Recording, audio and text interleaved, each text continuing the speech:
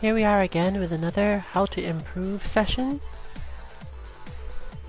This content is being rebroadcast from Amara2_MK to our main 2_MK channel with full permission.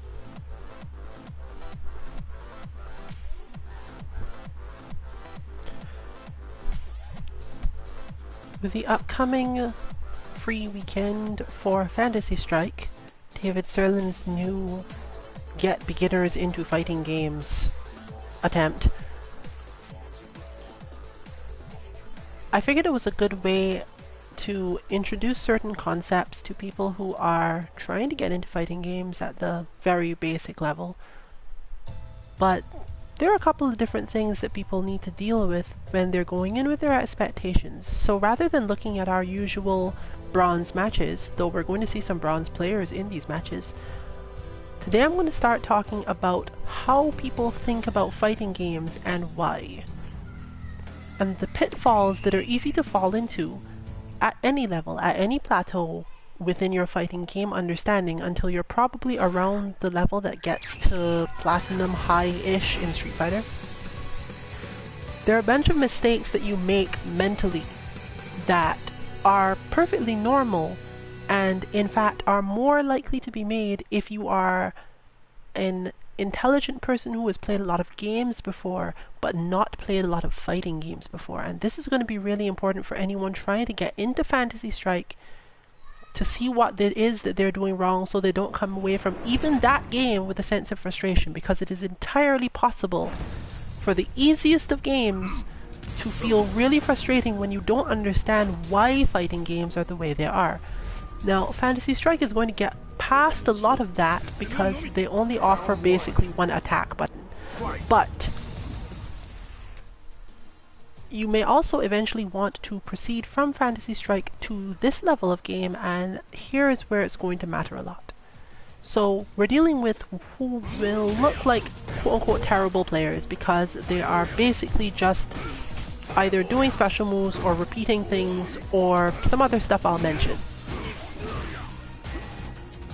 The first thing to understand about why people are not good at fighting games is because they have no way of figuring out or translating what is happening on screen to what they want to happen or should happen. In this match, for example, and in many others as we go forward, you will notice that the Akuma player uses his heavy buttons more than any other button. This is because he likes heavy buttons. But until you understand the concept of fighting games where the button you press affects how fast it happens and therefore whether or not you get to win against someone else's button, you are never going to know whether or not this is fine.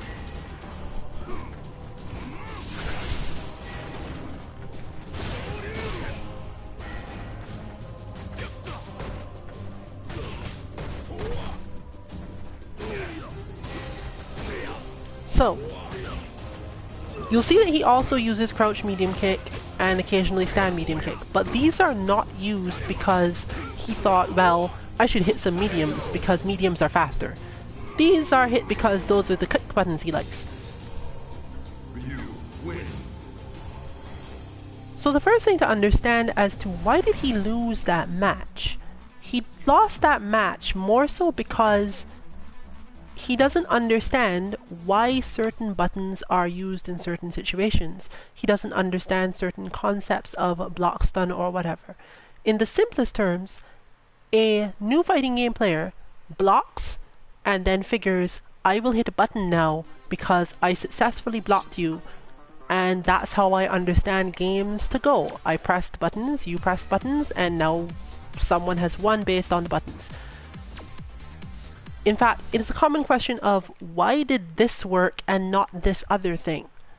Fantasy Strike is unlikely to bring this up because, as I said, they only have one attack button, so even if you use some like directional command normals, which I think they sort of implied they're not even doing, you're basically going to get the same sort of standing attacks or the same sort of special attacks or whatever. This doesn't teach you a lot about fighting games. Fighting games are about making decisions based on options you have And many of us are not used to playing games where we actually have a lot of options that have to be decided on in a very short space of time. So, we use the main option we're given repeatedly until something good happens. And then we feel good that the something good worked. And we get attached to that option. This is not even remotely a bad way to begin learning fighting games. The problem is when we get frustrated at the options rather than looking for new ones. And this is likely to be one thing that we see in Phantasy Strike a lot when people start off with it. Especially since the game is actually intended to offer very few options so that you don't have to figure out too many things. You can still end up stuck in that state where you're not looking for the next option. So even with that, he still starts off with hitting Heavy Punch. In fact, I'm pretty sure that he hasn't hit anything other than Heavy Punch and Heavy Kick thus far. There's a Crouching Medium Kick. But this is only because, as I said, he knows that Crouching Medium Kick does a specific thing. The match looks like it's going well. It's easy to feel as if, okay, I understand fighting games, I'm doing okay with this overall. I'm an intelligent person. You being an intelligent person does not in any way make you good at fighting games, because an intelligent person who is used to being given only a few options defaults to using those few options to solve their problems. Street Fighter, however, is a game of, despite certain opinions that have been going around, at least 20 options per character. You have, at minimum, 6 standing normals, 6 crouching normals, some command normals probably, and some jumping normals. Even if you couldn't do a single special move, you probably have around 20 options at any given time.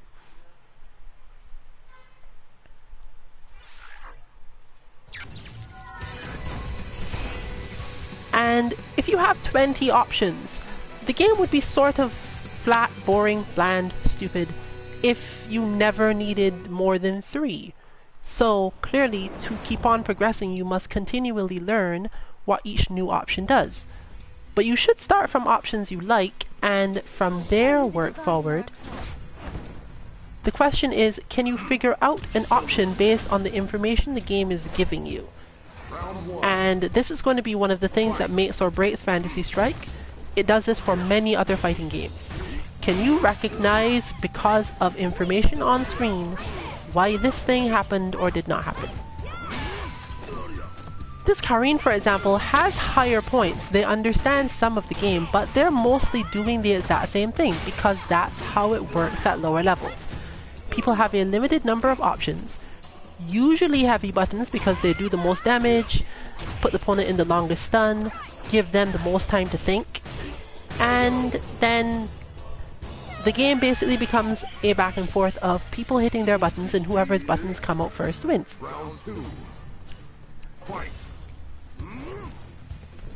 Here's some jumps. Has no meaning. There was a combo, and they didn't realize, therefore, oh, I can't actually hit anything after that. I'm supposed to stop. I'm supposed to change to my blocking option after doing that move. The result is that they got hit by Crouching Heavy Punch, which is in itself a good option, but only if your opponent is not doing certain things. If they knew, for example, that this player they're up against, the Akuma player, always hits their standing Heavy Punch, and they knew also that they aren't actually that delayed, let's put it that way. We will always say minus and so on, but let's say that they understand that they're not very delayed after someone blocks the Orochi move that they did. They might decide, I'm going to hit a very fast button. This is one of my new options. I'm going to hit a very fast button because if my opponent does not also hit a very fast button, I get to continue. They could have learned that at any time, more or less randomly, but the game doesn't give you an innate way to know that, other than to flatly tell you light attacks are faster. If you watch any streams, it outright tells you in the top bar that light attacks are faster. They also don't do as much damage, but you would figure that they'd have some reason. That said, a lot of intelligent people will not necessarily come to that conclusion because they are so used to games where there are options that are just flatly superior to the other options, and once you have them, you should use the superior option at all times. However, this person shows at least some sense of occasionally hitting other things. Still, you can see that most of what is happening here is not about that. To people who are good at fighting games, this battle looks ridiculous. It looks as if nothing really is happening. But the two players are playing a very deep fighting game relative to their understanding of their own options. The Akuma player knows that almost every time the Karin player tries to move toward them, they can hit Crouching Heavy Punch. And they will be successful. They have recognized that the Karin player does not successfully hit a lot of buttons, so whenever the Karin player gets close, they do this. There's nothing innately mentally wrong with this system. We do the exact same thing, it's simply that we know more options and our opponents also know more options, so our options have to match it. But when the only options your opponent understands are buttons that are slower than your main one, then you don't have to learn new options. You've simply proceeded to do that. And you've done it very effectively, and that's it. That's the end of the match. You pushed the right button. It's not as if this is the wrong button for these two players playing. If you've played Dive Kick or had any interest in it, you understand that when options are reduced, you simply use what you've got, and the person who thinks the most about the other person's actions is the one who is correct. You can be extremely intelligent, and yet your only thing that you do in a match is hit Stand Heavy Punch because your opponent always lets themselves get hit by it.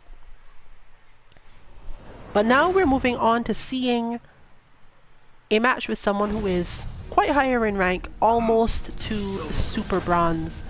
And this is much more likely to turn into a lopsided affair based on options. Again, not necessarily fighting game understanding. So, the Abigail player immediately obviously knows two things. One, they can hit from further away than Akuma and don't need to approach. And that they can also use their light button to punish the heavy punch when Akuma gets in. That is all they need to understand to win this match automatically. Note that their entire strategy is based around this. They are staying away because they know for sure that they can do this. And while our Akuma player is utilizing their own options, it's not really leading too much because the Abigail player has options that beat those options. Execution comes into this as well, in that if your execution is not able to specifically overcome your opponent's options, you tend to default to using other things.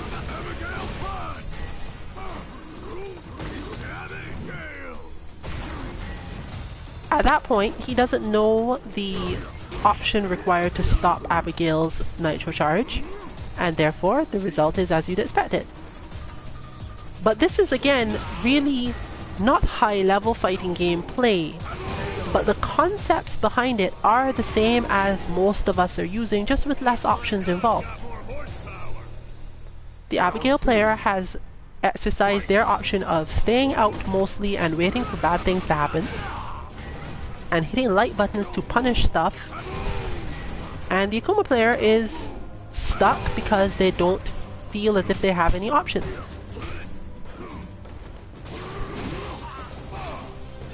Note that when he does use anything, he uses the same Crouching Heavy Punch.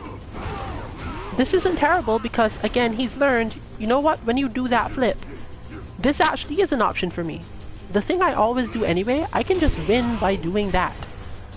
And the Abigail player has in turn learned, oh, I probably should not do that because apparently Akuma has a really good option against that. Fantasy Strike is likely to see a lot of this at the beginning and frustrate a lot of people who end up on the receiving end of an option they don't know how to beat. That's what all fighting games are in terms of salt. But we're gonna rewatch this one.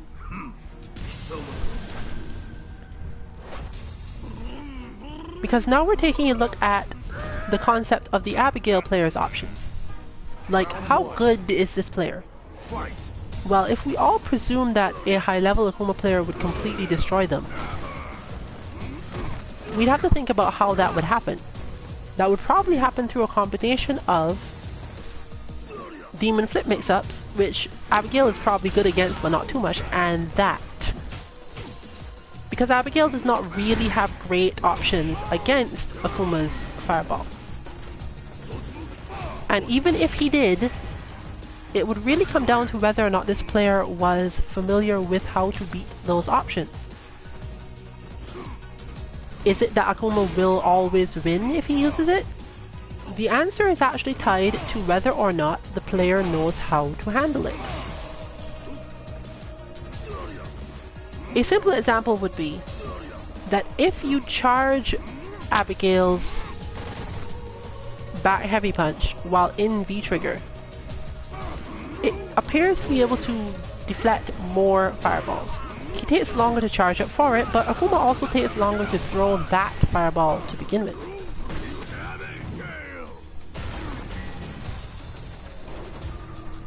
The question is whether or not we should consider the battle to be higher level just because the Akuma player throws more fireballs. Well, it's often that we think this is dumb because the person I'm watching is not utilizing an option that I already know, an obvious option that I already know. So we don't feel interested in watching it, and we often get the feeling that the match isn't worth our attention. Depending on how many other options you do know, that might be true. But what if the persons involved have, because of this, learned other options for other interactions that you never even get into? For example, what if you didn't know that you could do that?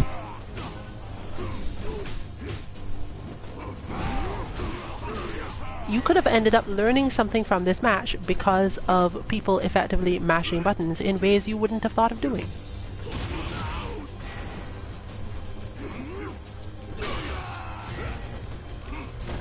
You can also see things that people who are automatically willing to take riskier options will show you when you can't learn it any other way. Because if you play really safely, you'll never learn that certain risky options are actually not that risky. You will go with what you believe is risky and what you believe is safe, and possibly find yourself relatively limited. You may have the understanding of fighting games to go learn many options that are safe, like you would seek them out, but you wouldn't necessarily be a specialist in complex options.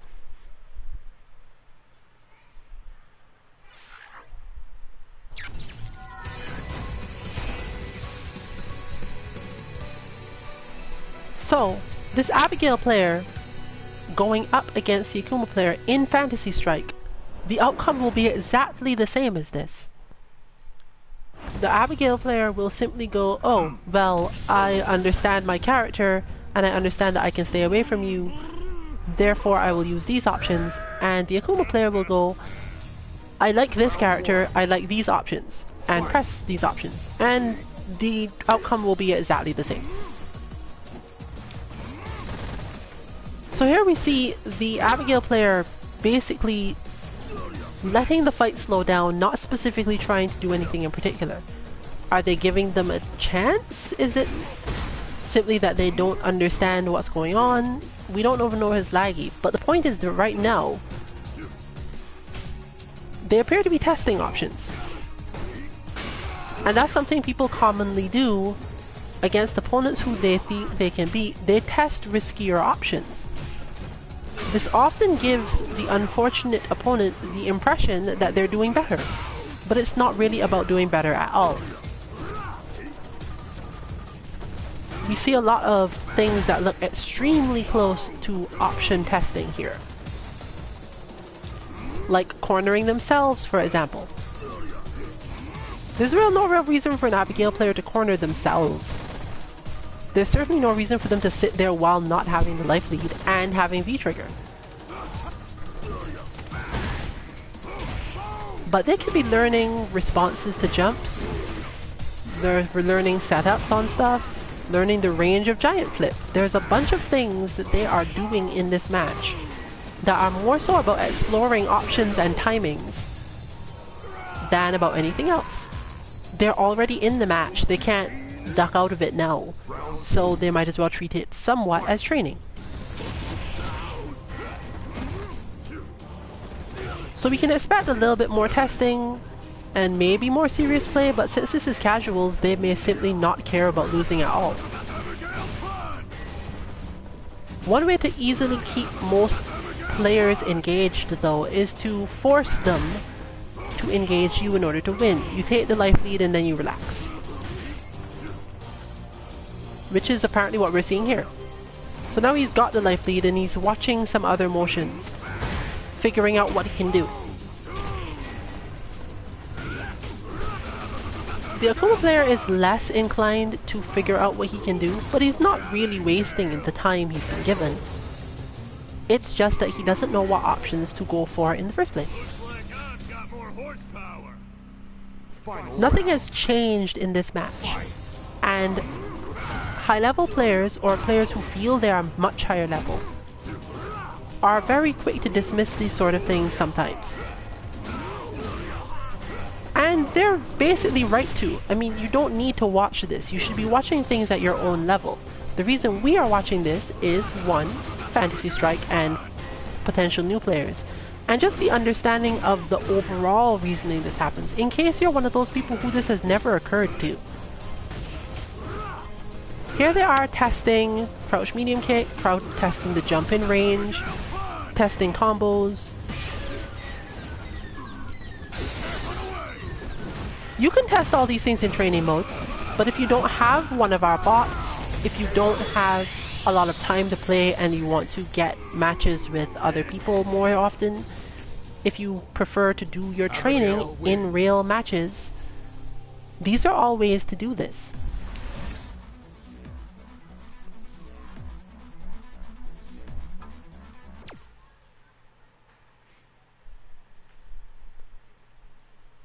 So, how does this apply to us at higher levels? Upper bronze to silver and beyond. Well, the illusion that you know what you're doing at higher levels is one of the worst things to happen to you in a fighting game.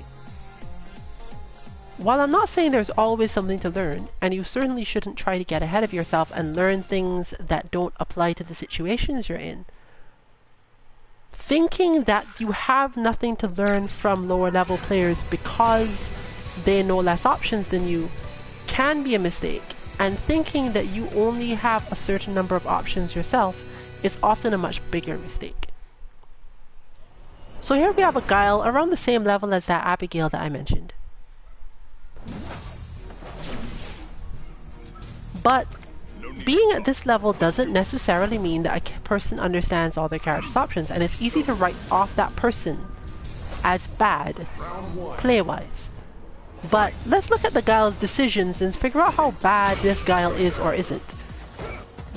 The concept of, wow, he hit sweep in neutral. Well, it's not a good option if you are facing people who are going to punish Guile's sweep. But it worked relatively well. The damage you will get from a beginner Akuma punishing your flash kick, which would be the presumably easier punish at that point, or more damaging punish, is way different than if you just sweep. You have to be pretty sure on the flash kick before it becomes the better idea, honestly. It's not as if the flash kick is safer. It's faster, so if you're confident that you can execute it and that your opponent won't be blocking, sure, go for it. But sweep is also a valid option when you're thinking about the sort of matches they're having. So, if you break down Guile, who is already a simplistic character mostly, into this, that was a brilliantly played match in that they used the options that they knew and were comfortable with to easily stop the Akuma player. They also used a pressure option they know. Now, to the rest of us, this pressure option might not be a good idea. As far as I remember, that kick is negative. But if you aren't expecting your opponent to do anything about it because no opponent has ever done anything about it, and you don't know the frame data of your own move for whatever reason, then that's quite good. There are people out there who don't read frame data. There are people who can reach this level of skill without understanding frame data. What they understand is the Marn philosophy. Is it my turn or not? And the only way they will ever become convinced that it's not their turn is if someone proves it. So that forward kick that he uses, if it's never been punished and always led to successful pressure, then as far as he's concerned, it's his turn. He's doing the correct thing. This is actually good pressure. It only becomes bad pressure when someone shows you or tells you outright, this is bad pressure. So all he has to do here is knock the Akuma player down and keep hitting that kick because it's basically free damage.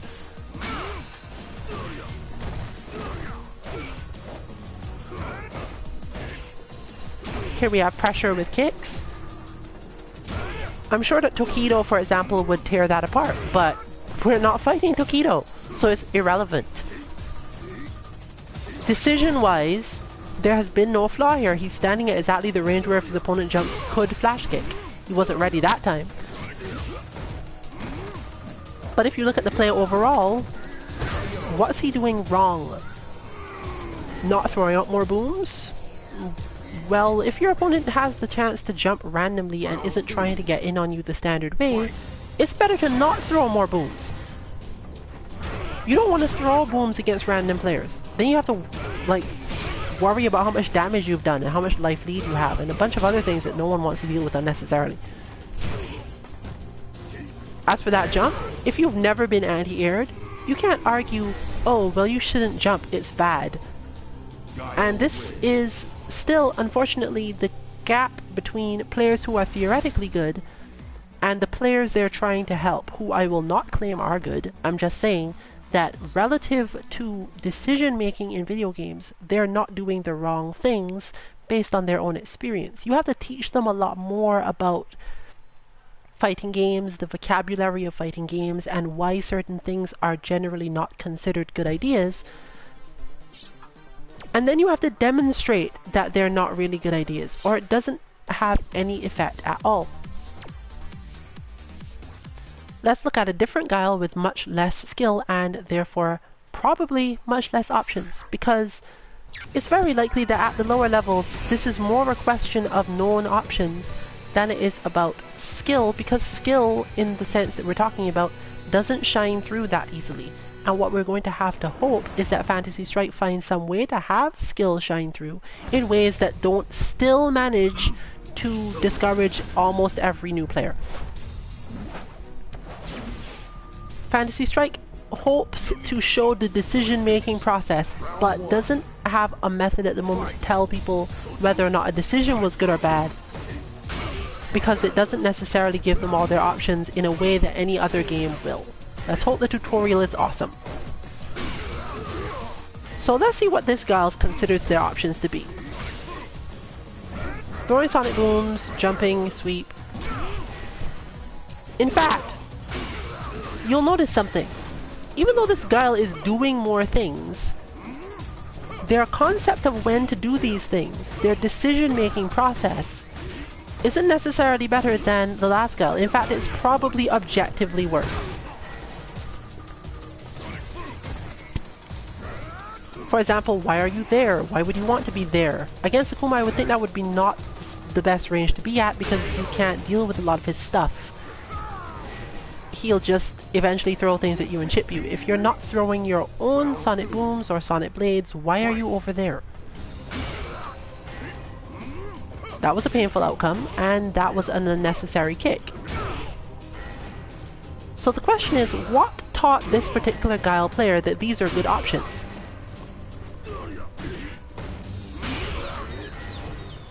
We don't know.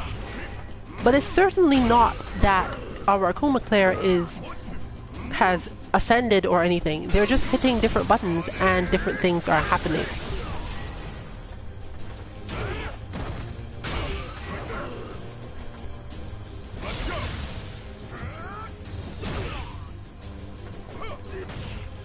In fact, this loss is almost entirely because the Guile player used one more option that didn't actually have any good outcome to it. He used the forward light kick, which is the knee bullet forward. It's relatively safe, it can be safe perfectly at certain ranges, but until you know how to use it, it's basically killing yourself. So, what made this Guile player think that was a good option? And how do we convince them that it isn't, other than for them to lose terribly? The decision-making part of fighting games is easier in terms of whiffed moves, however, which is one of the things you'll most likely see a lot in Phantasy Strike. At first, when people are getting used to the idea that, oh, I actually need to move my character around before I hit buttons. This is actually a difficult concept for a lot of really intelligent people because they're not that used to it. Even in people who have played platformers or so on, they don't think of fighting games as the same thing. They think of it as a reactions thing. No need for talk. At least when they first start. But let's see if we can get our Guile to play differently. Or if they can get themselves to play differently, rather. So we see that they advance in spacings that isn't purely necessary to do so, but they have stopped doing that kick. Or now they've moved into a better position to do it. Is it that they were simply missing before and that they learned something? It could be that, or it could be that this is what they're used to happening and they were successful almost all the rest of the time. If you take out the concept that the person understands spacing, it could simply be that right now they hit the kick and it hits, and other times they hit the kick and it doesn't hit, and they can't actually tell the difference as to why these two things happen.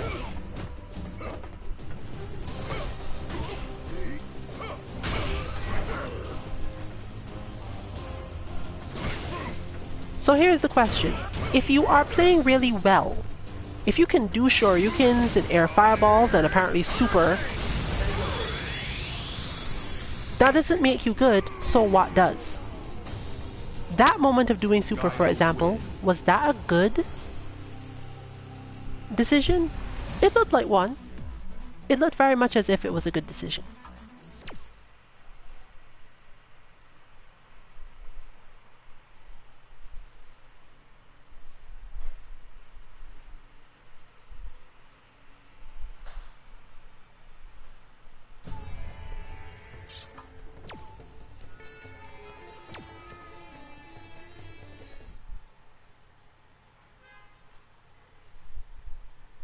So, we're moving on again, and we're looking at gaps in skill relative to rank and so on. We will know that the Guile here is only level 3, yet somehow they seem to have a lot of options. Why is that? Well, obviously if you play in casuals you will eventually get a lot more matches, so they've possibly had a lot of matches. But we can't look at this Guile's play and decide whether or not they're making good decisions just yet.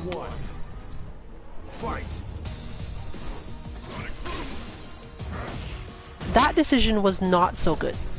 That decision was based on being used to using jumps to get closer to the opponent. But that was a really good decision.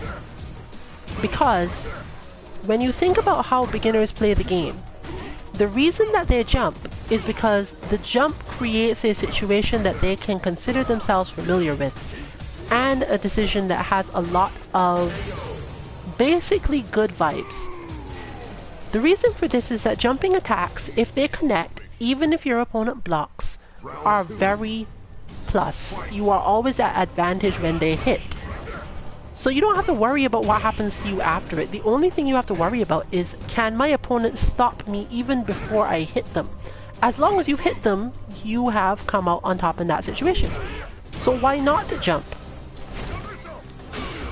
It is easy for many people to say, you jump too much, you're bad. But until they have reached the level where your opponent can do something about you jumping in time, jumping is a good decision. The key is to understand why it's a good decision, and therefore what it is that you want to replace it with when you reach the level where people stop you from jumping. And why also you would want to face the same problems against your own opponents, figure out how to stop them from jumping so that you don't end up in that same situation yourself. That triple sweep, for example, was a relatively good decision. If I saw you not block the first sweep, and I saw you not block the second sweep, I really don't care. I'm going to do the third sweep. I could risk that, sure, you will get it right this time, and realize you're supposed to do something, but I don't think so. I think at that point, you've earned the right to keep on doing sweep. Why? Your opponent can't move. Unless they know how to punish it. You have the life lead. You have meter already. There's really no reason for you to not do this unless you fear them. You could get better by learning something else that goes into that space. You could get better by learning something that replaces the sweep in that situation and ends up the same.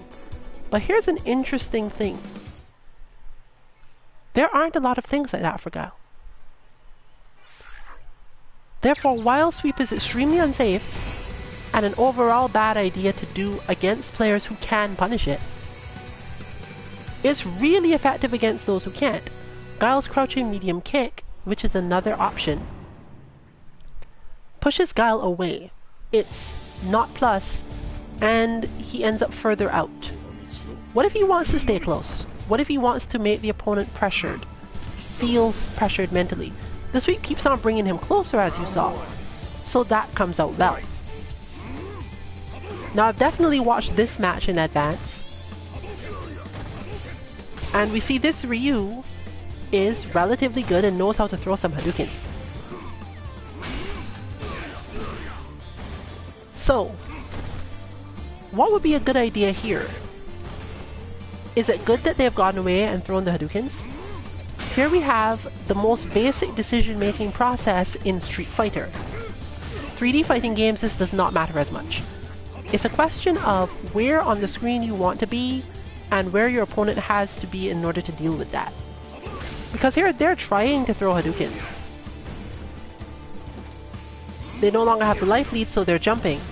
And the Akuma player is basically making the most obvious decision. You're jumping at me, so I'm going to use the move I have that knocks you out of the air. I know that option. I know that option well, so you can't just jump.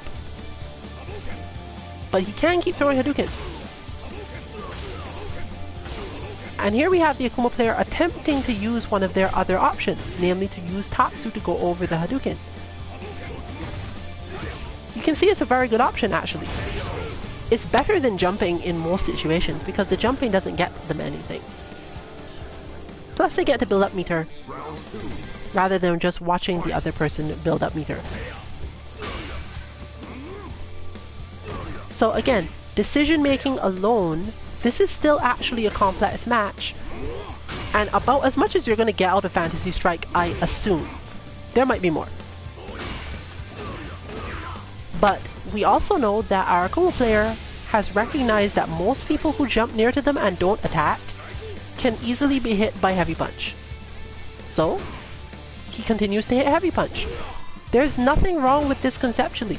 In fact, there are a lot of high-level players that, depending on the opponent they're facing, could stand to do a bit more of this than hitting Heavy Punch business.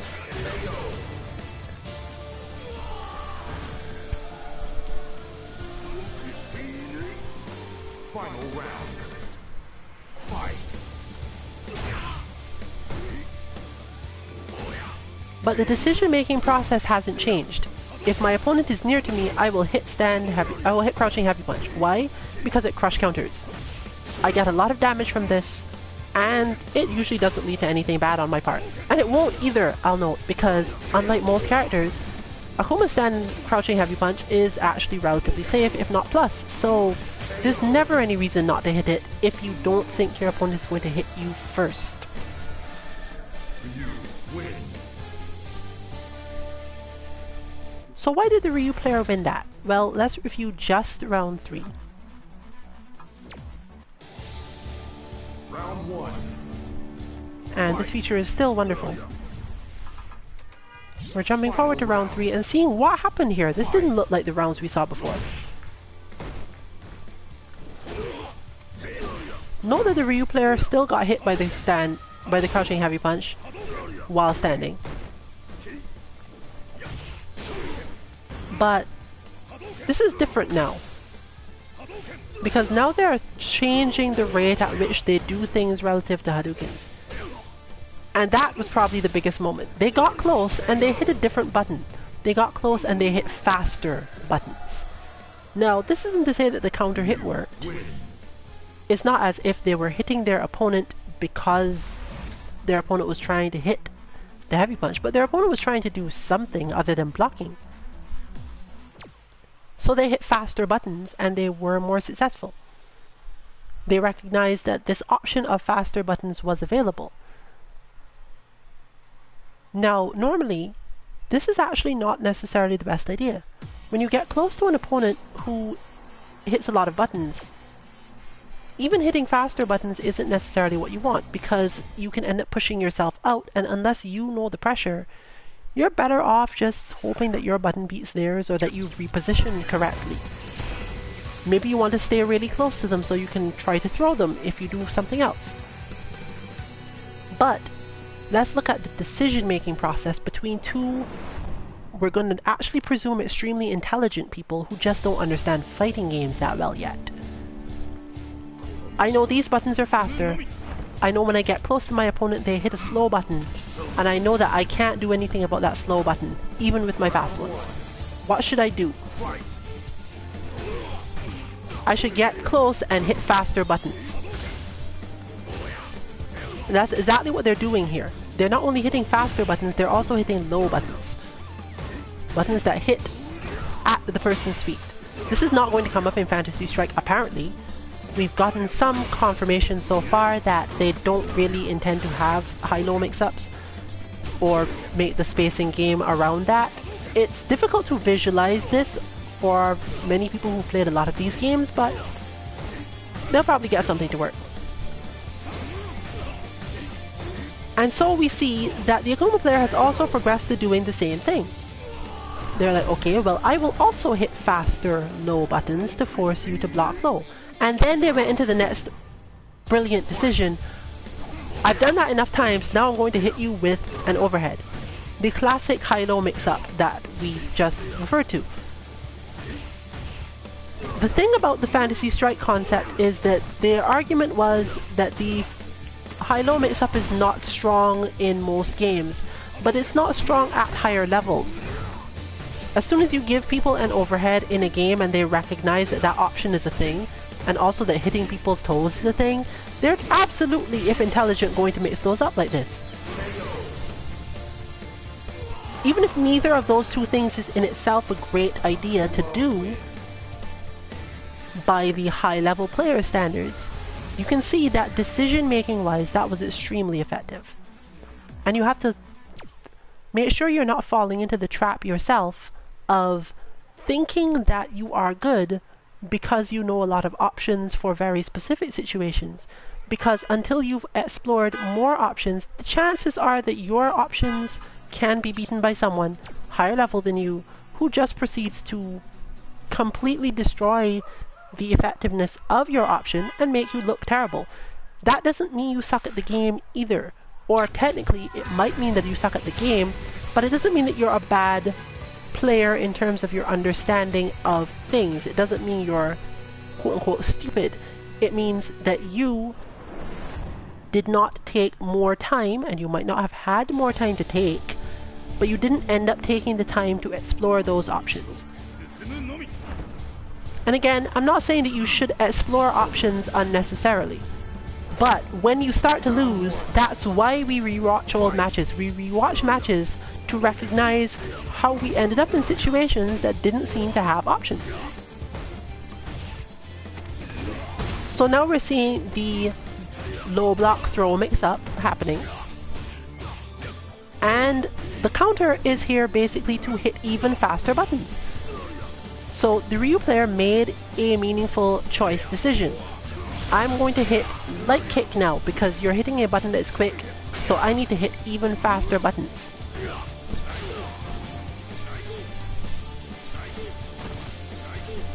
But we'll note that now they're basically losing. They're losing because of the concept of adaptation. Adaptation comes up when your opponent shows you that they have an option that you aren't aware of yet, that you don't understand how to deal with yet. Round 2. Fight. And you have a very short space of time to figure out how to deal with that option.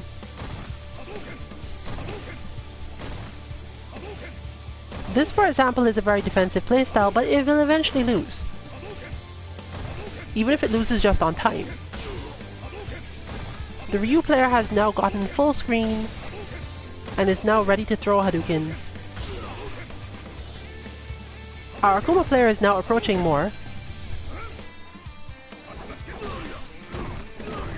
But that moment there, we see it as, oh, these people don't know what they're doing. He could have punished that.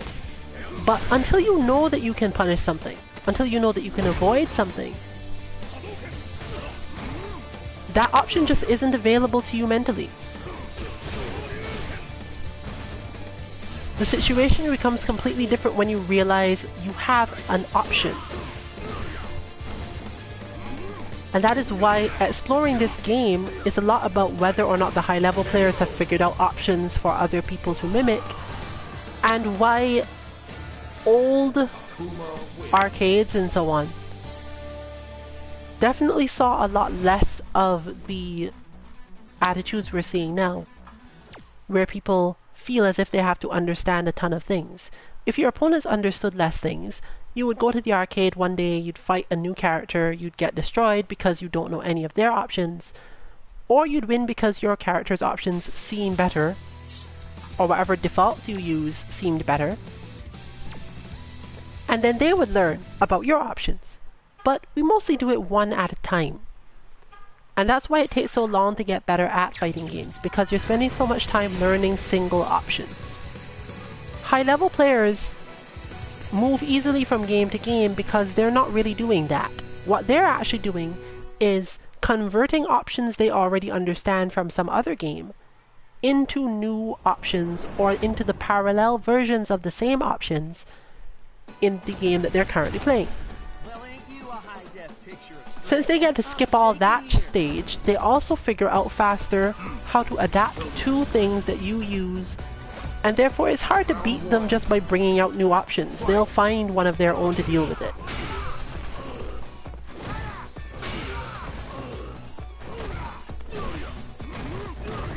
But let's look at this Ed player who is supposedly a rookie and consider what exactly it is that they're able to do. So far, they're also just hitting heavy buttons. They're jumping and hitting some mediums, and there's a V-trigger. So, by most standards, immediately, this Ed is quote-unquote terrible. We get the "you're just mashing" concept. And they might be.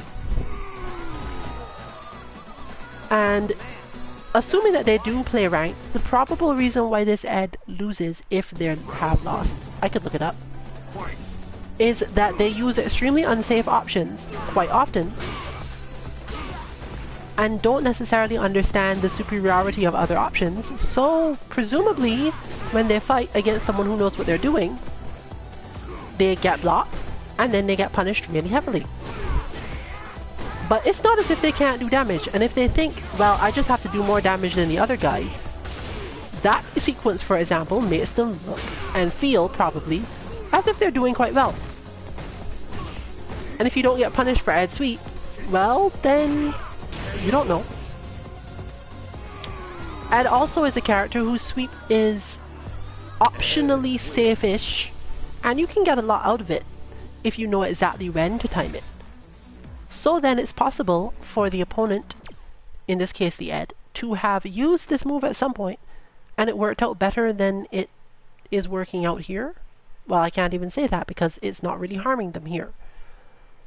But they do have the potential to have used that move and gotten the impression this is a good option because it worked well for what they were trying to do at the time.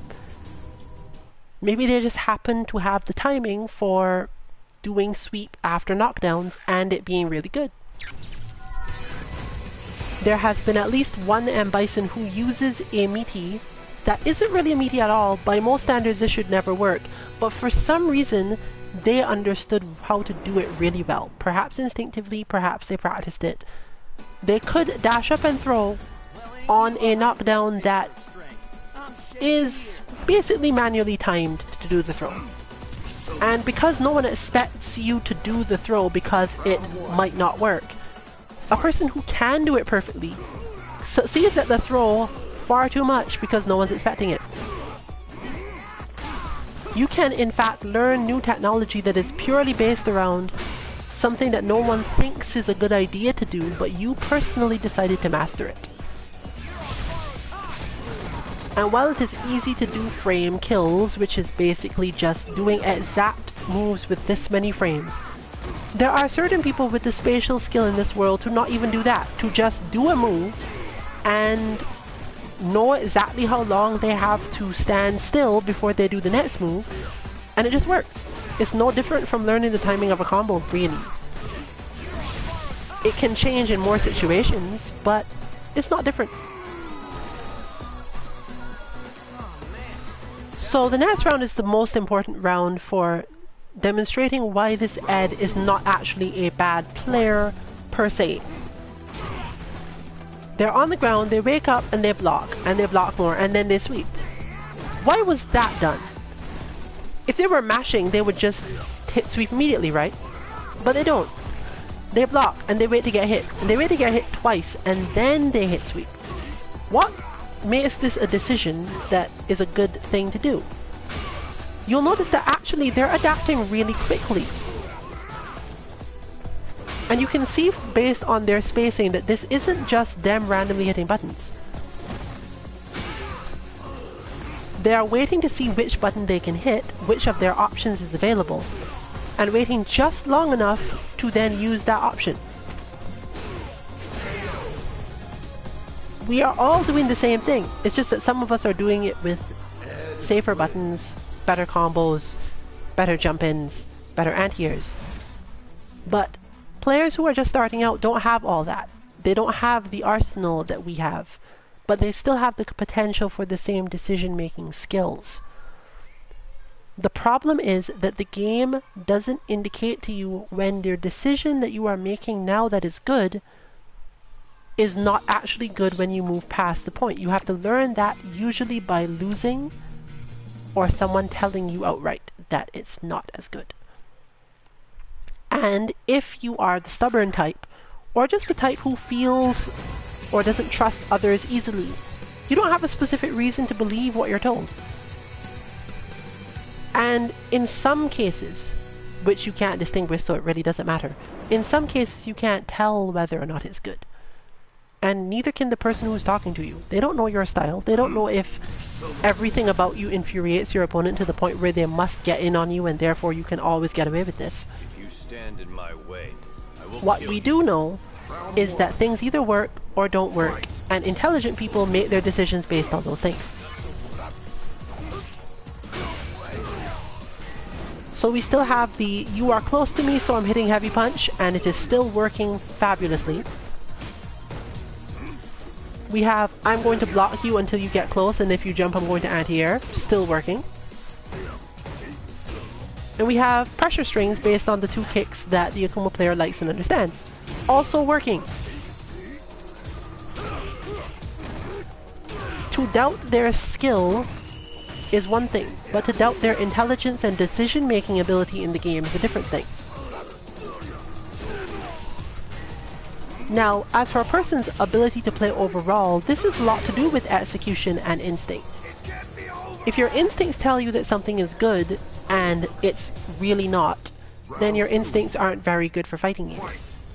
But you can learn to play fighting games based on having things explained to you. And then there's some of us who just instinctively hit the right buttons because of our preferences or because of how well we are attuned to a particular character. But this round, what you see happening here isn't really about whether or not the Akuma player is making bad decisions. They're just making the decisions with the options they believe are available. It's like a multiple choice test where some of the answers are hidden. And since most of us don't feel comfortable just blocking for the whole time because we don't really know whether or not that's even helping, we try other options. Suggest you stay down. We just happen to normally try the options that we already know.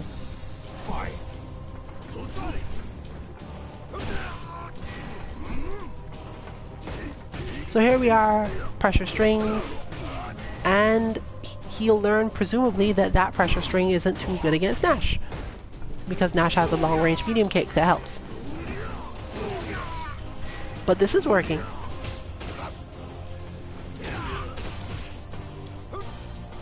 The Nash player didn't finish that combo. That was harder to end here than most things. But now they're realizing, oh wait, I'm getting punished for stuff. And it could be completely that until that moment. The feeling is, I didn't know that was punishable. No one's ever punished it before. Until you read frame data and truly understand frame data, it is a normal conclusion to come to. I do this move, no one ever punishes it, so it's probably safe. Even extremely high level players can fall prey to this. We've had this specific instance happen to someone we know through this stream to believe that, hey, that move is safe or close to safe. And all of us are like, no, it's really not. But this high-ranked player believed the move was safe because no one had ever punished it. It also was that they did understand frame data and were confusing two different moves, but it just goes to show you that you can reach really high ranks, and I mean like above gold for sure, and have entirely erroneous opinions about basic things in the game. Or are they really that basic if you can go that long without knowing it? If you stand in my way, I will kill you. So, we're seeing a difference in the way that the match goes, but it's not because of any changes that are specifically being made, or because of skill in one direction or another, per se. It is, I am using my options, and you can punish one more of my options than I'm used to, forcing me into new situations where I must try to use new options. Unfamiliar situations.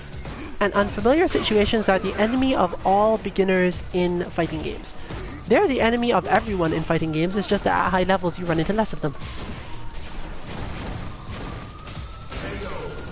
You'll see there that he tried to hit a button after the S moonsault.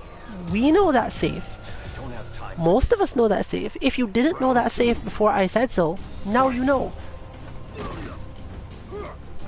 And not knowing isn't really an indication of whether or not you're good at this game. It's more so an indication of dedication. Or, depending on other things that people tell you, you can take it to mean you are not good at this game. But you shouldn't take that to mean you should stop playing, you are stupid, you will never be good. Because the thing that's deciding whether you're good at the game or not is an option set that you have to understand, and not necessarily your base understanding of what needs to happen in a match. So here, for example, the Akuma player is walking backward and blocking because the Nash player hits a lot of buttons. But regardless of what he does, the Nash player could recognize this and keep on hitting moonsault, and you see what will happen. Akuma player does not understand that that move is safe, and therefore I don't get to hit any buttons. The Nash player uses the option, and wins.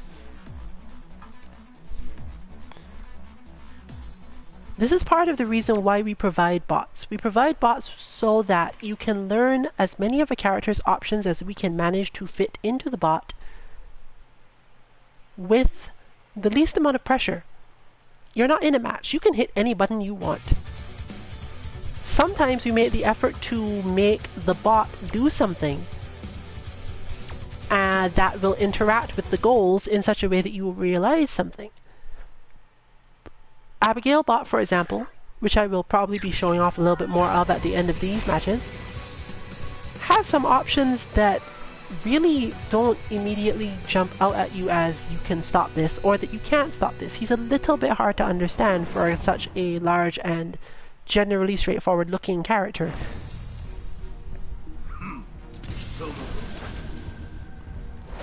But the Ed bot is actually really good at this. Because Ed isn't necessarily a very complex character in himself, but we managed to get a lot of options into the Ed bot. And it shows you a lot of stuff you can do against Ed that you wouldn't necessarily think you could do. And if you just randomly interact with bots, the general outcome is that you will surprise yourself sometimes. Wait, that's punishable. I didn't know I could do that. Why do those two moves interact that way? Even things that the CPU could teach you, but the CPU is too busy actually beating you up. Whereas the bots will repeat themselves often enough in the same situation that you get to test without having to go through the whole process of rebuilding it. And you also get to test in a live fire situation. While it may not be as stressful, your reactions still have to be approximately as good to do a lot of these things. Because bots don't do non-random things, therefore forcing you to actually respond.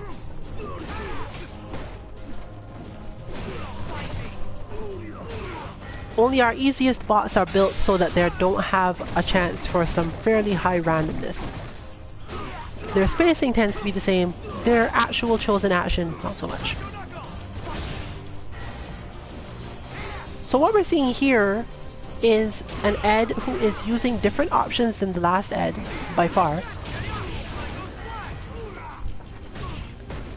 And our Akuma player is basically hitting buttons and seeing what happens. A better Ed player would have done more damage in the same situations, but a better Akuma player would not have put themselves in those situations. Given those two things that happened, you can't really say that the difference between this and high level play is much other than practice and understanding of options.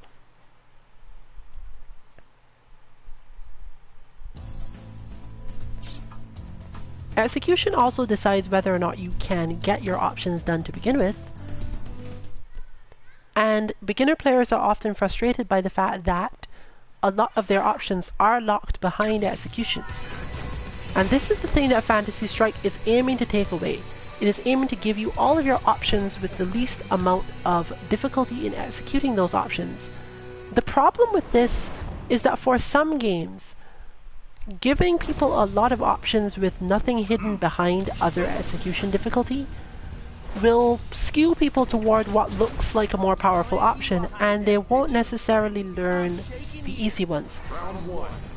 You can't necessarily teach people to use more options by giving them access to powerful options quickly.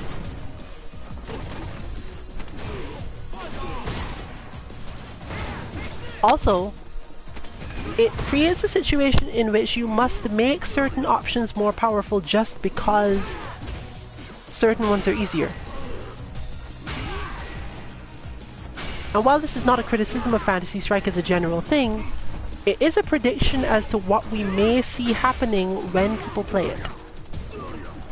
Because Ed is exactly that character. Ed is exactly the character where people were given options that are not hidden behind other things. And a ton of people have not learned a lot of things about Ed based on it. This player has not successfully done one meaningful Ed combo except one specific one at the beginning, and probably that. But that wasn't even the good combo to use. Why would you do that there after the hit? because that's the options he understands. And he was given an option that looks powerful, it feels powerful, and by no means is this not working. I mean, it looks really awesome. But because it looks awesome and isn't too difficult to do, it's easy to get people into that feeling of, okay, I should use this one. Because it's obviously strong, and I understand how to use it in this situation. But this round is important. So he knows this option. He knows that option. Note that his opponent is not really defending this option, and as a result, he's managed a bunch of things, but he drops the most basic combo. He does the wrong combo relative to what Ed is capable of. But who needs combos when you can do like a third of your opponent's life in damage without actually having the execution to do much? Fantasy Strike says it will offer high damage on throws, which are, based on what we understand, get close and hit attack and forward. Offering high damage on throws has the potential to cause a lot of problems for beginners because it will basically turn into a throw fest, sort of like the original thing we saw of the ARMS exhibition. Until someone learns how to counter throwing, it's unblockable and damaging, so why not do it?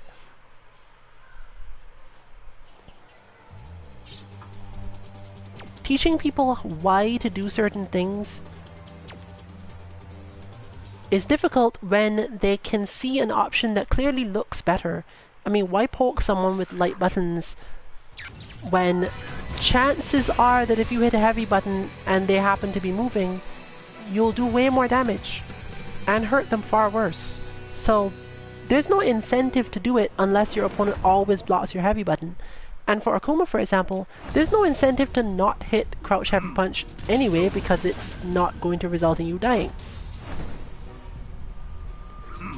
One would then have to ask, is hitting crouching heavy punch a terrible option in general? But I have a different question. When you've taught a player through Akuma that hitting crouch heavy punch is a good idea, what does it take to make them understand that on other characters this isn't a good idea?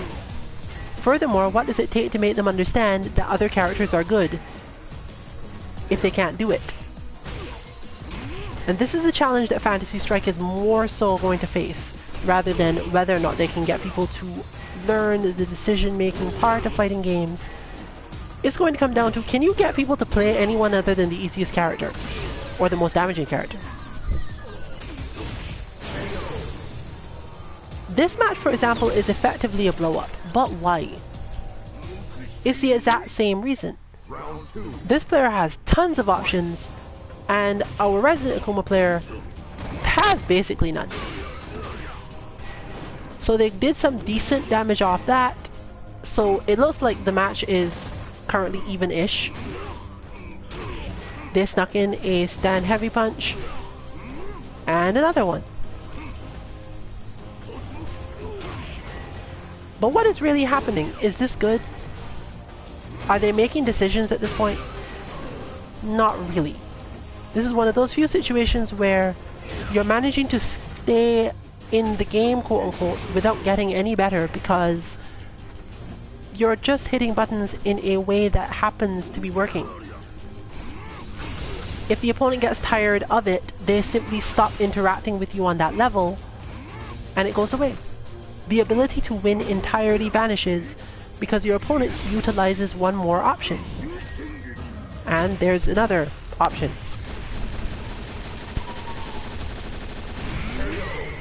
But many beginner players don't actually see moving away as an option. In fact, one of the famous old complaints about these games is basically that you used to be able to do things that did not feel like there was an option for. There were people who complained, you shouldn't just block all the time, that's cheap, I don't have an option that beats you just blocking. And similarly, we had the people who learned to throw in response to blocking and got yelled at for using an option that the person who relies on blocking didn't know how to beat. especially since back then there really wasn't a way to beat throws other than to not be there, and not being there could be kind of hard.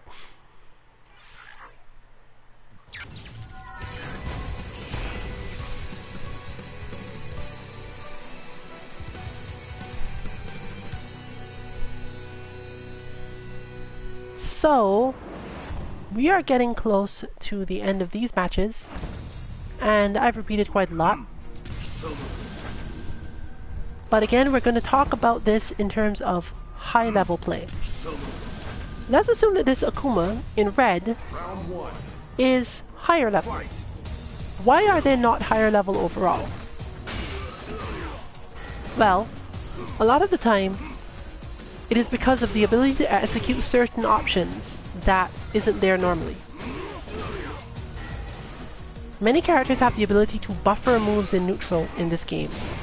They hit one button and immediately attempt to do a special move that would only cancel if the first button hit.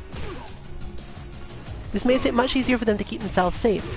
But this is an option that most players don't necessarily use or know. And what does this result in? It results mostly in an entire advantage that high-level players have that others don't. If you've been looking through the recent tweets about Abigail stuff, one of the first options that the high-level players worked on was, how do I get out of throws on Wake Up and still survive? Abigail's Wake Up is terrible. Well, Abigail's Wake Up has turned out to not be terrible because he's not really throwable. There's an option select style thing that allows him to get out of being thrown while doing a certain special move that is not too unsafe. It uses some meter, but a lot of cool stuff does. So whereas Abigail appeared to be, oh, this character is weak, he has a way out of it. And if you don't know that and you're going up against him, that can become dangerous for you. But this player, they just lost that match for essentially the same reason. They were unable to put on a lot of pressure and ended up facing an opponent who knew how to apply some. You'll note that at this point they're basically moving away more. They're sweeping and getting the knockdown and going in after it, but because they don't utilize their own throw option very much,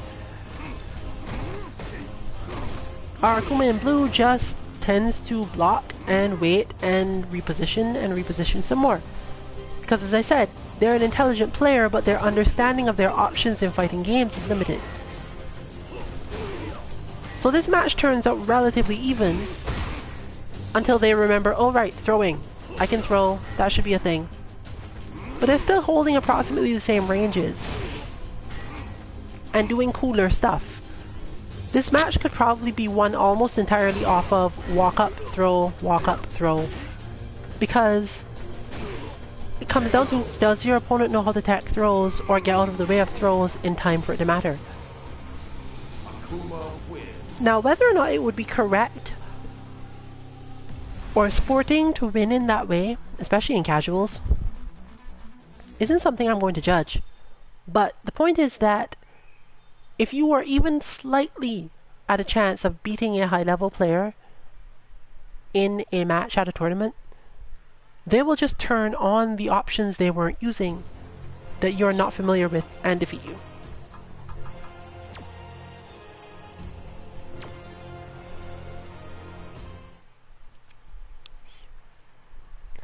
And the outcome of that is of you having to go home, having been summarily beaten, and then having to figure out what you did wrong.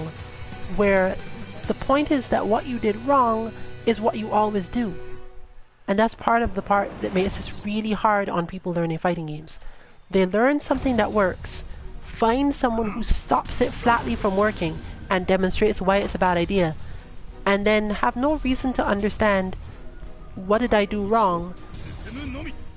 The only answer you could give them is the same thing you always do. The thing you always do is wrong.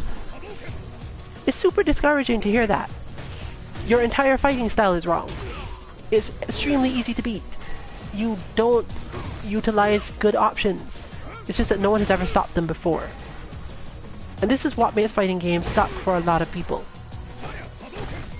That experience of building up a whole concept of how they should do something and then flatly being told, yes, everything you've learned so far is terrible. The key is to stay on it and to learn how to slowly add things to your style, adapt things into your style, change certain things you do into other things so that you can get better by choosing safer options and occasionally still using your dangerous one. Round 2. Fight. So here we have crouch medium kick repeatedly. And a Shoryuken. So at some point the crouch medium kick repeatedly will be shown to be a bad option. It's not a terrible option actually, but it doesn't lead to much and it often leads you into a situation where you don't have anything to do after it and get beaten. But who's thinking about that? It's a good option now because you get to hit your opponent and they don't get to hit you. Now I'm sure that a relatively high level player will just go, okay, well, if that's all you know how to do, then I'll destroy you. They'll find the chink in the armor and defeat you.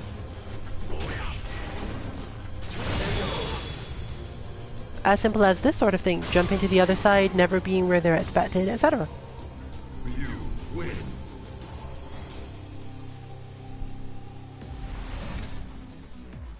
But a beginner player is not given this luxury, because there is no way to truly know what is a bad idea in fighting games, especially if you watch people who are really high level, who appear to be doing all the same things you do just at slightly different times. You'd have to recognize what the difference in times is, and you might not be able to even do that.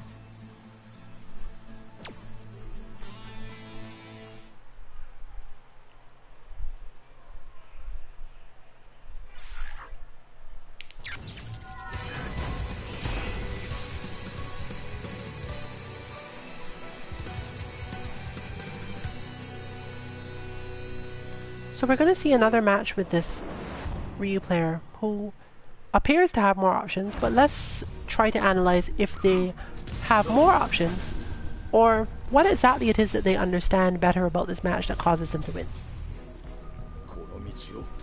Because Ryu is not a heavy option related character. He's very solid and basic.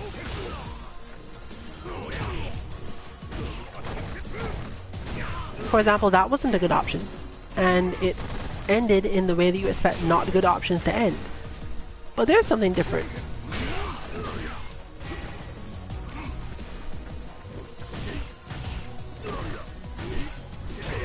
Part of the reason why high level players can't often help with this sort of match is because to them, there's nothing in particular to talk about. If everything is wrong from their perspective, they can't give you any advice. You have to find it on your own in some way. They can point out maybe the one thing you do that's good and encourage you to do more of that thing. And that's a perfectly legitimate way to get help. And as a lower level player, this is a perfectly legitimate type of help to focus on and understand. You should actually try, rather than asking, what am I doing wrong?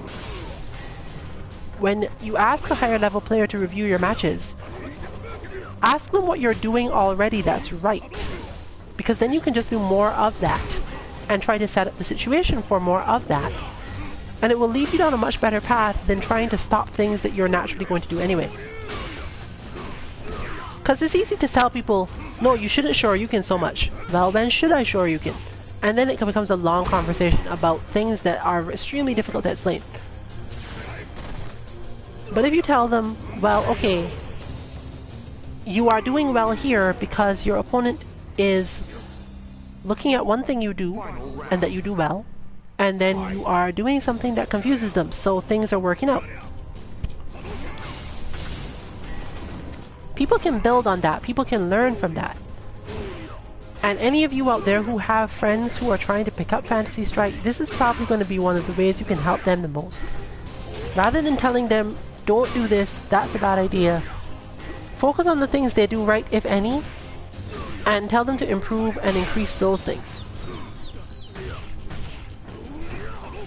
So in my case here, I would tell our Akuma player, that crouch medium kick thing, that is good. Keep doing that. And figure out whether or not you can get any variations on it. Figure out what situations you can do it well in, and what situations it doesn't work well in, and when you have to do something else. Because they can build a whole style around that. I could also tell them, you know what? That thing you do where people land next to you and you hit heavy punch, that's not a terrible idea. You can in fact do more of that. But you should try to learn where to do more of that, because it might go badly sometimes. At least then I could get them to focus on something they like doing, but could have bad consequences, and to look out for those bad consequences, rather than assuming, oh, you shouldn't do that, that's a bad idea, you should try to anti-air them more. If you can't really anti-air them that well, or your reactions aren't that high, this is useless information for the most part. Eventually, they will learn to anti-air. Eventually, they have to learn to anti-air. And yes, there will be occasionally people who come back and tell you, but you told me I could keep doing this thing. And sometimes they'll just have to be salty about that. But most people can't be easily helped by telling them a bunch of don't do's, because it's the same effect as when someone in a match manages to stop a tactic. Usually it results in them doing nothing, and no one wins.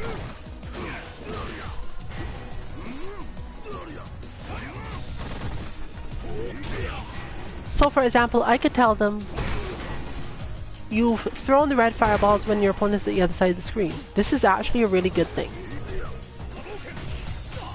But to build on that, you should do this other thing or expect this other thing after you've done it. I'm not going to tell them, don't throw the red fireball at full screen, that's wasteful. I'm not going to tell them, you probably won't hit your opponent. At this level, that's not useful information at all. By all means, throw the red fireball. But watch out for this other thing that might happen as a result of it.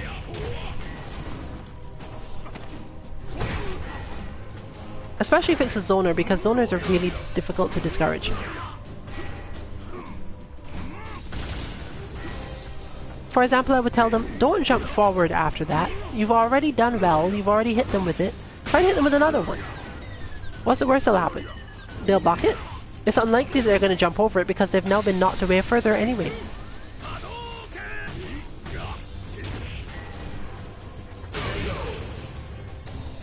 I could tell them, well, that person jumped over your head and you hit sweep. That's not bad because it did catch them, but you could have hit something else. On the other hand, consider this. If they thought a crouching light kick was going to work or a crouching medium kick was going to work, there's really no reason to tell them don't hit sweep. Sweep crash counters people. And if the person wasn't expected to be guarding their legs anyway, free V-meter. What I can tell them is, hey, that's a good idea, but you need to be careful because if your opponent notices you do that and they trick you into doing it, you'll take a lot of damage. So when your opponent does that, you should consider doing this instead against that opponent. Because it's not necessarily that they misunderstood the situation. They understood the situation fine, they just misunderstood which option was the probably safest to use for it. We can't even argue best because, again, V-meter. Akuma wins.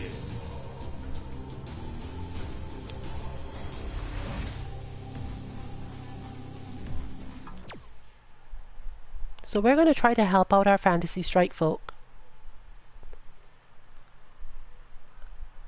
At least with the understanding of what buttons are good, what mix-ups are good.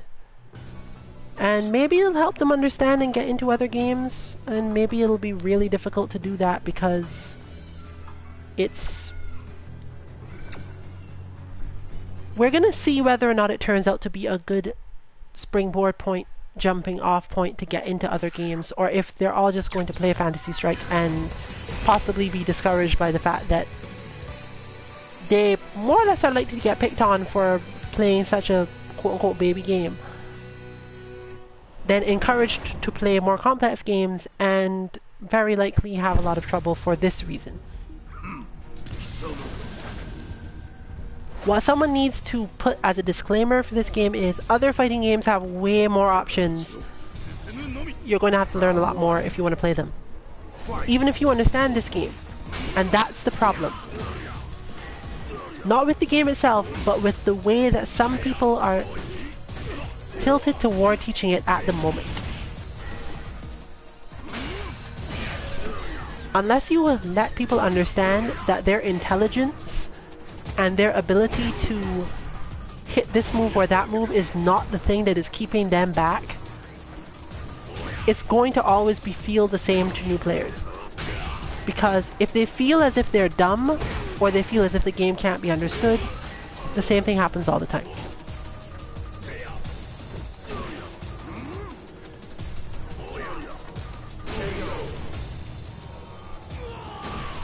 They just end up asking, why can't I stop this thing? Why can't I solve this problem? Why is my character bad? Why is this other person's character so much better? Why is this person who is playing the same character as I am playing winning so much more than me in a way that I literally can't see? Because you can give them more options, but if they don't hit them or understand when to hit them, it'll turn out about the same.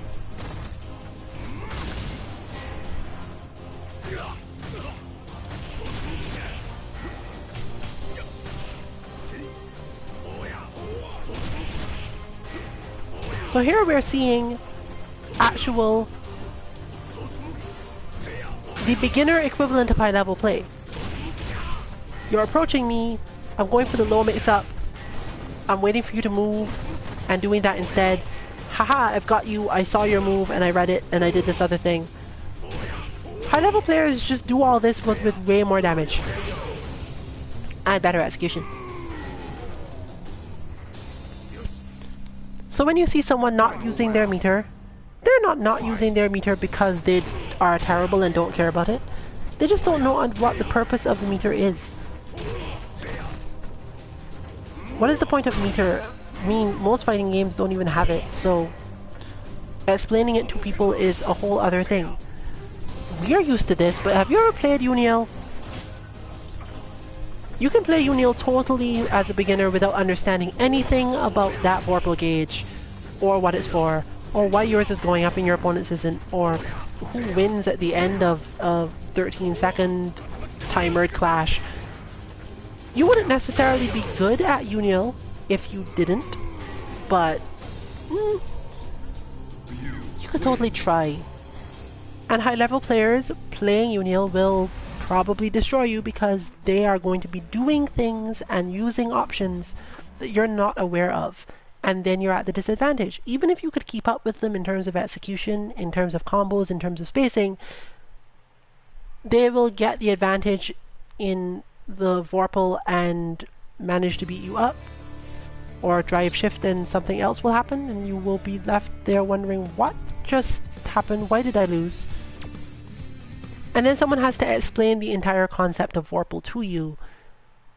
And it just becomes one more option that you didn't know you had. So, beginner players in Street Fighter, you can go, you're not even using your meter, but that doesn't help them. Explain to them, you know, if your meter is there and you do this thing, it will help more because what?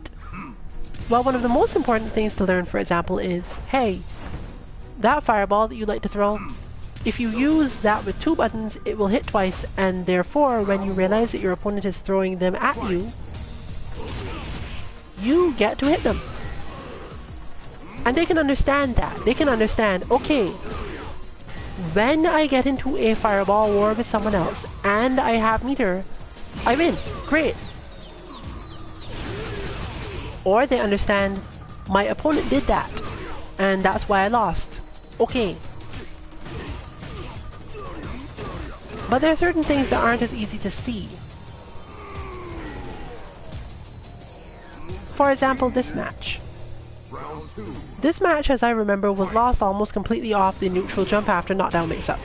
Something that defeats a ton of us at low levels. Why? Because we expect that when someone gets close to us, they're going to stand still and wait until we get up and then hit a button. And we know that when people are close to us, we should probably crouch block.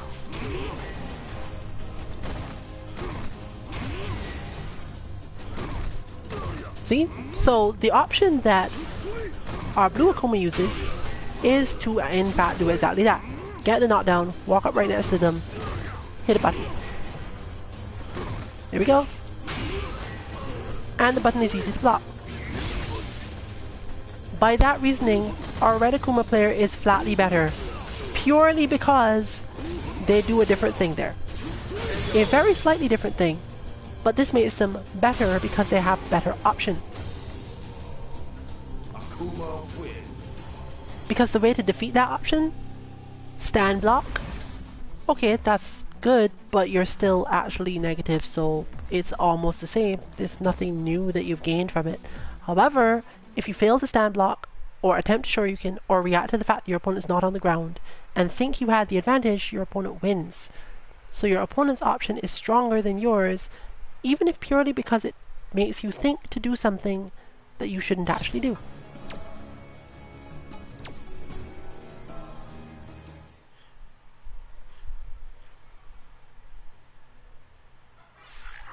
Now, in the bronze and silver levels, this becomes a question of matchup knowledge. Other people have gone through to the point where we're past just hitting heavy buttons and hitting a couple of safe buttons.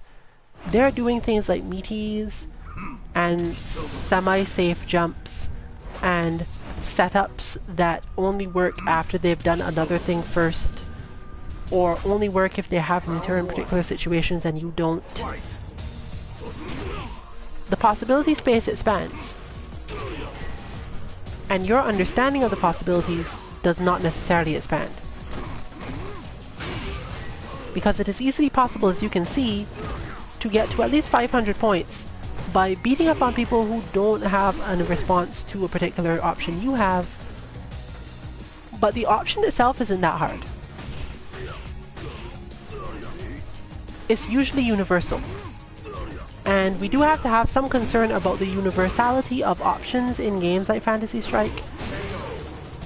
Because if you show people a game where most characters have the same options, but a few are different, they're going to get bodied by the few that are different.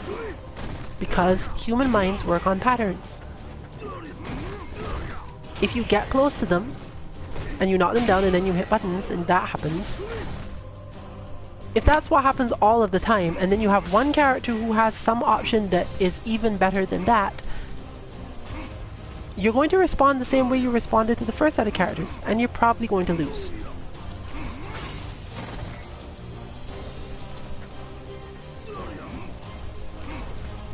But here we have the question of, for example, why the red Akuma hasn't been throwing the red fireball.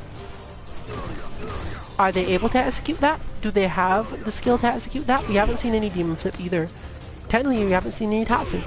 In fact, we can't even confirm that this player is that good. We know that they have an option. They knock you down, and then they jump near you and they hit you. It's not a question of good or bad. It is, I know options that you can't beat. But at the matchup level later on, that is often the reason that we lose, and that is the reason we've created all these bots that are available on our website 2-mk.org to, even if you don't understand anything about a character, we're not going to explain to you, make you spend a lot of time reading through, well, here are Birdie's options in this case, and here are Birdie's options in that case, and here are Birdie's options in that case.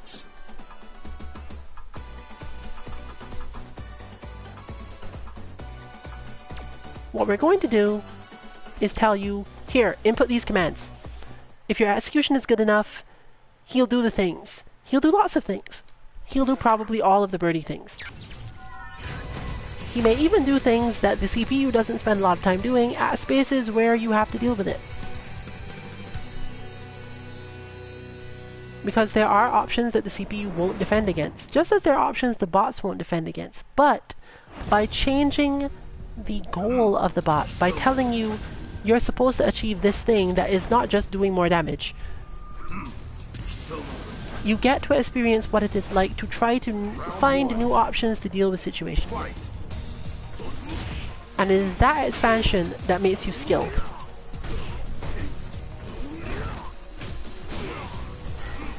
So we have the final matches of the night versus another Akuma player, the white-haired Mystical Darkness,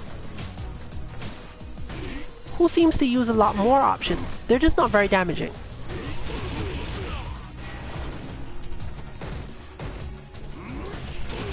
But they have a good pressure string there.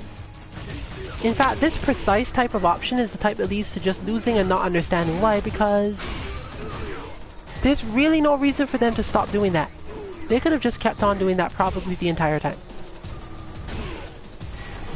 At lower levels, we've all fallen victim to this in some way. Someone knows a pressure string that we could swear you're supposed to be able to get out of, but we can't. And we don't know why we can't, and it's frustrating, and we keep on trying and losing. Usually this involves them hitting 2 buttons and then jumping.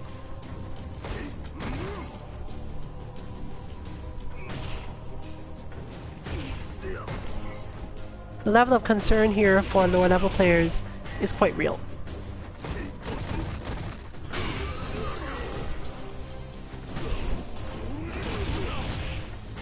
However, things like that happen. But this is not a battle of wits at this point. This is not, I am smarter than you, so I'm winning.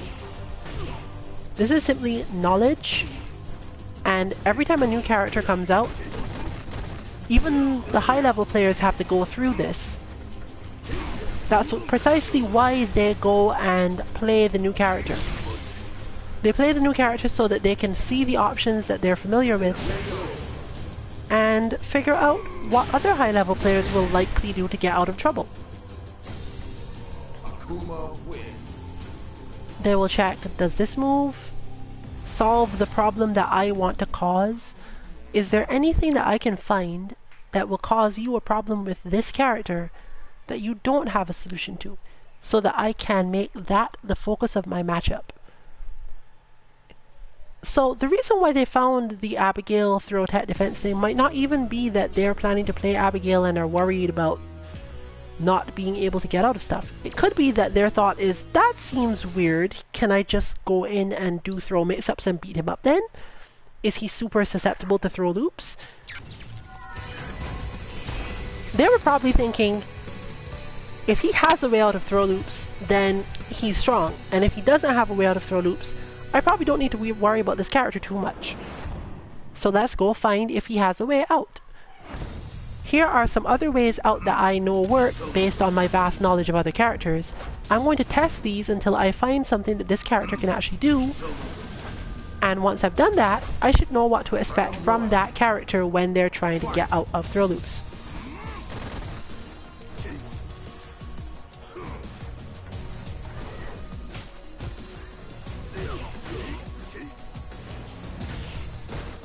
But again, this is the final match for the night, and I will still be showing off some minor Abigail bot stuff. We did some changes, and that will be a sort of separate segment just for those who want to keep track of it visually rather than being told.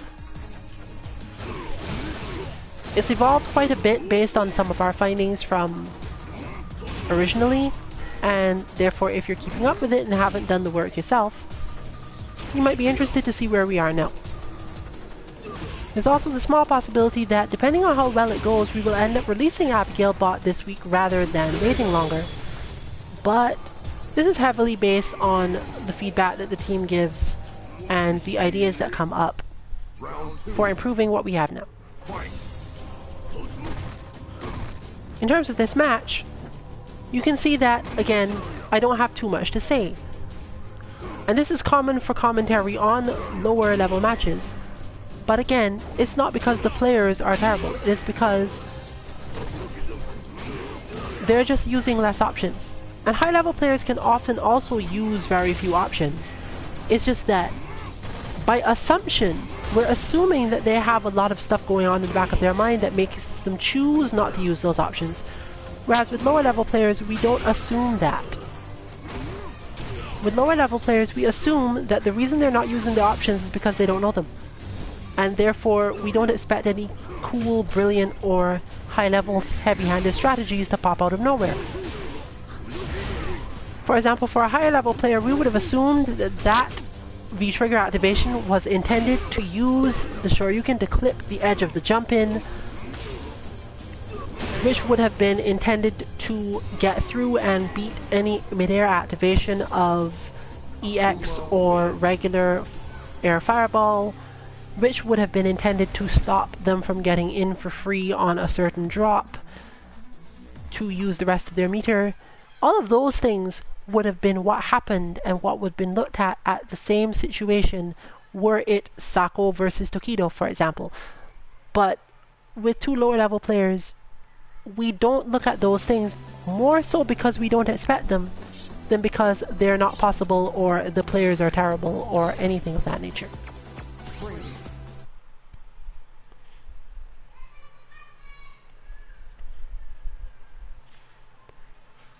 So to close out the stream, now we're going to go into training mode and discuss a little bit about the Abigail bot prototype changes that we've done. I'll try not to take too long, but there were definitely some extras that mattered quite a lot in regards to this.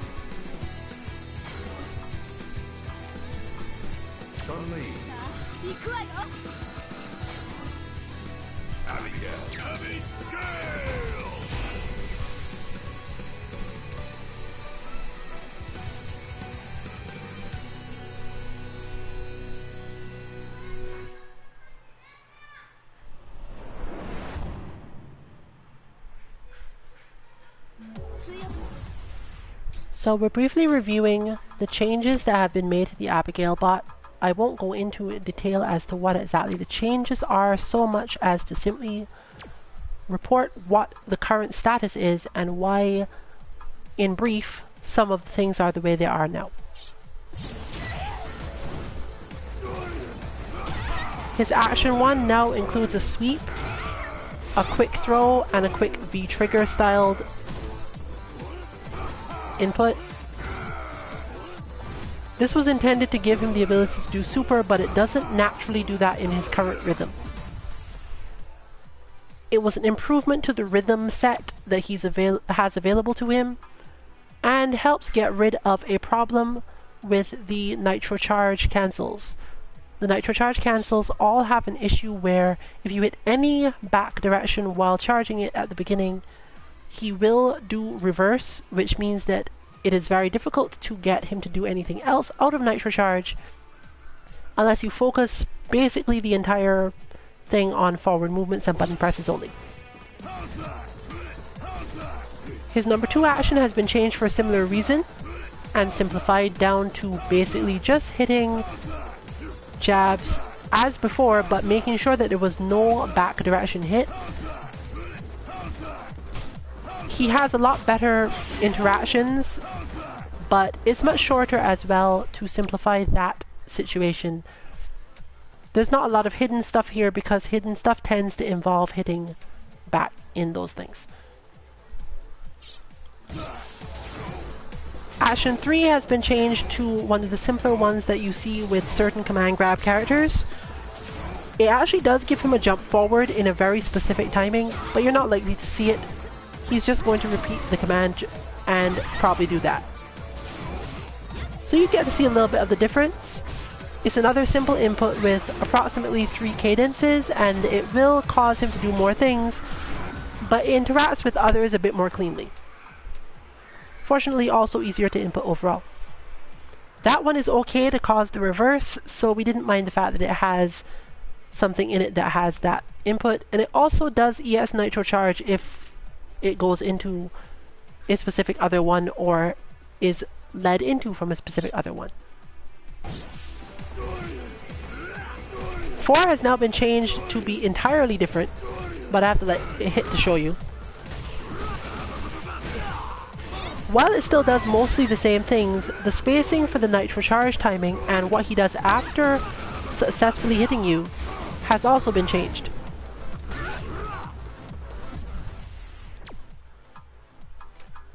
And finally, Ashen 5 is basically the same as what we were doing before, and has been one now that also uses the regular Nitro Charge and does a very simple repetition. So we've slimmed down a lot of the inputs in themselves, and the beauty of it now comes up when they start to interact with each other,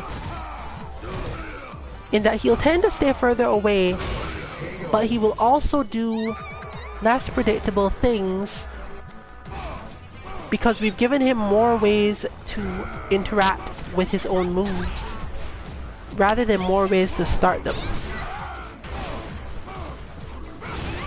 He also has things that he's less likely to do than before,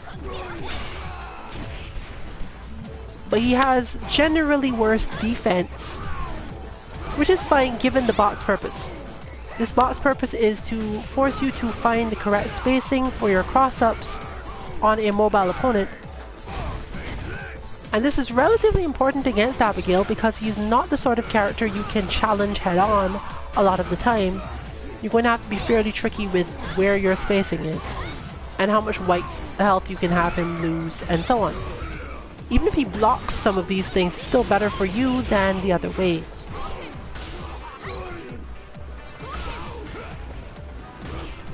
But the main reason is this.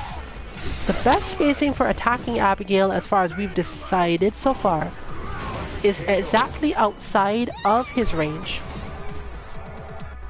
And this is where Abigail is going to want to put you. Approximately here. This is also the range from which you can achieve cross-ups, but we basically made it so that you have to, in terms of the bot, figure out how to be safe while standing here. We are giving you a goal to move to a range where Abigail has an advantage in order to get your points, and then learn how to deal with Abigail from there. So far, the bot prototype is basically just that. There is no other specific thing you need to do. We have learned that when he's standing, you can get some instant overhead stuff on buttons that normally don't instant overhead at all, such as that. And there may be some consideration of that, but many characters aren't really capable of this.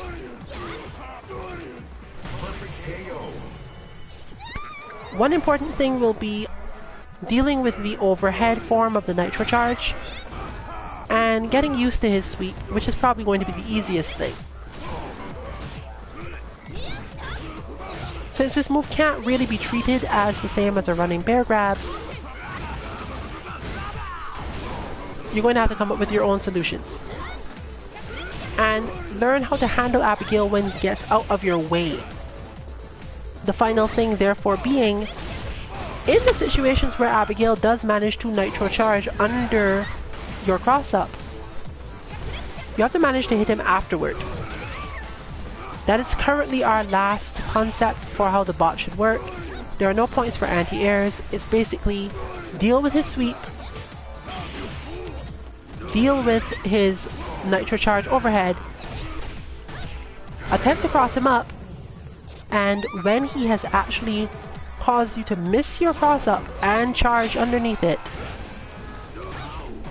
what can you do then that is useful? Especially if he's managed to get fairly far away from you.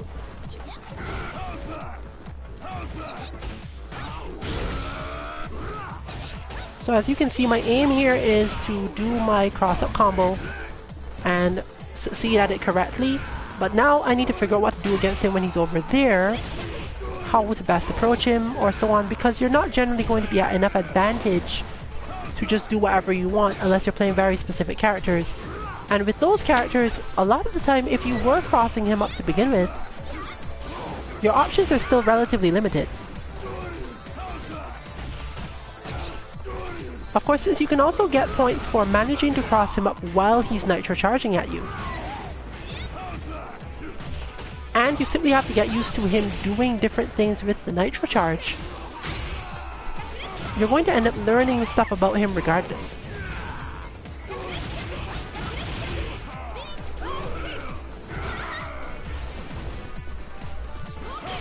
So currently this is our offer at 2mk.org, you will not be able to find this bot as yet. You can of course use any of our other bots that you consider useful to you, especially if you have not bought Abigail and therefore obviously don't have him available to use as the bot. But if you know anyone that has, who can give you a chance to mess around with their training mode and doesn't actually mind if you input it, or if you obviously have input him and don't really have a problem with your own play of Abigail or can beat the CPU, mostly by doing things like zoning for example, but want to learn how to handle more Abigail situations, as always email us from the contact information form at 2-mk.org to get whatever you need for the current build of the Abigail bot prototype. If this has not been helpful in making it clear what you should be trying to input for it.